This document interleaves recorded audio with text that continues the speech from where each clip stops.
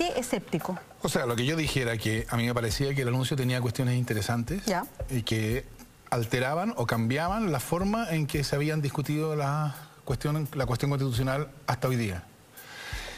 Pero que sin embargo descansaba en una solución respecto de las cuales yo tengo escepticismo, pero veo escepticismo que ojalá, espero equivocarme. ¿Qué cosas? Creo que es poco probable que cualquier decisión que signifique un cambio real en la Constitución vaya a contar con 2/3 de los votos. Es así de simple.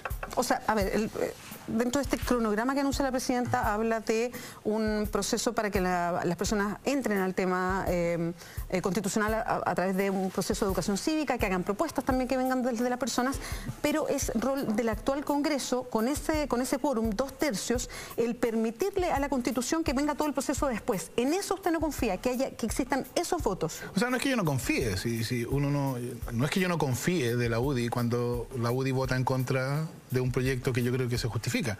No es que no confíe. O sea, la UDI ya anunció que ellos por eso, dado la posición política que hayan ocupado, dado que la Constitución que hoy día existe es la Constitución que ellos quieren, es la Constitución de ellos, la pregunta es, ¿por qué van a estar dispuestos a cambiarla? Bueno, ellos han dicho que no. Exactamente. Que no. Pero Renovación Nacional sí se abre a cambio.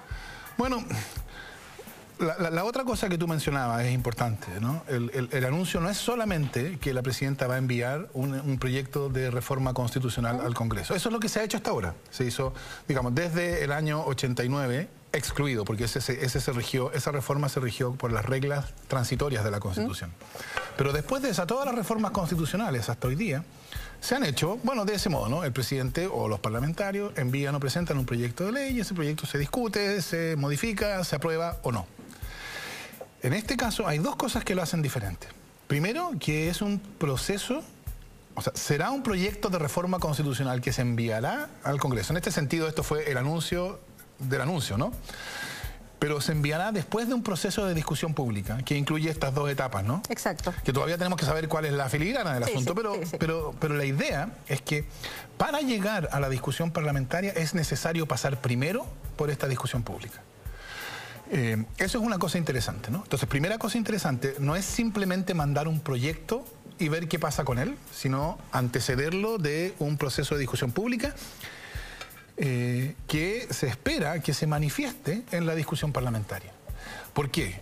Lo que es enteramente esperable que pase en la discusión parlamentaria es que, como fruto de las negociaciones en lo que, por alguna razón interesante, hoy día se llama la cocina parlamentaria, lo bautizó un senador. Lo bautizó un senador, claro.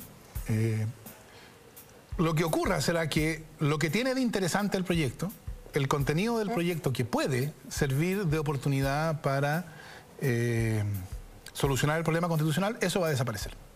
Y se va a aprobar algo que no va a cambiar mucho las cosas. Eso es lo que pasó en 2005, ¿no? Se discutió mucho, muchas cosas importantes se aprobaron, pero lo que habría solucionado el problema constitucional quedó. Y nos dimos cuenta poco tiempo después, ¿no? Si tú te acuerdas cuando se derogó la LOCE, la Presidenta de la República había enviado un proyecto de Ley General de Educación que derogaba la LOCE, que incluía fin al lucro y fin a la selección. El fin al lucro desapareció, ¿no? En la ley. Y el fin a la selección se transformó en un fin a la discriminación arbitraria, que es muy distinto de toda forma de selección. Y entonces, lo que tenía de interesante y de transformador la Ley General de Educación respecto de la Ley Orgánica Constitucional de Enseñanza, se perdió. Se perdió porque era necesario obtener el voto de la oposición. Lo que era interesante y transformador en la reforma constitucional del 2005, en la cocina parlamentaria, se perdió, porque funcionan los vetos.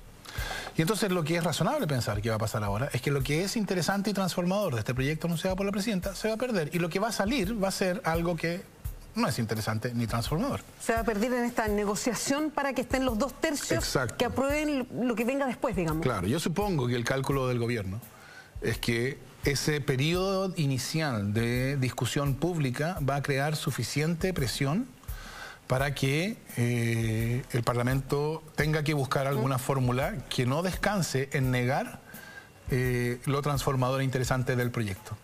Ahora, las negociaciones parlamentarias que ha habido en los últimos 25 años nos dan bien pocas razones para ser optimistas, porque eso es lo que siempre ha pasado.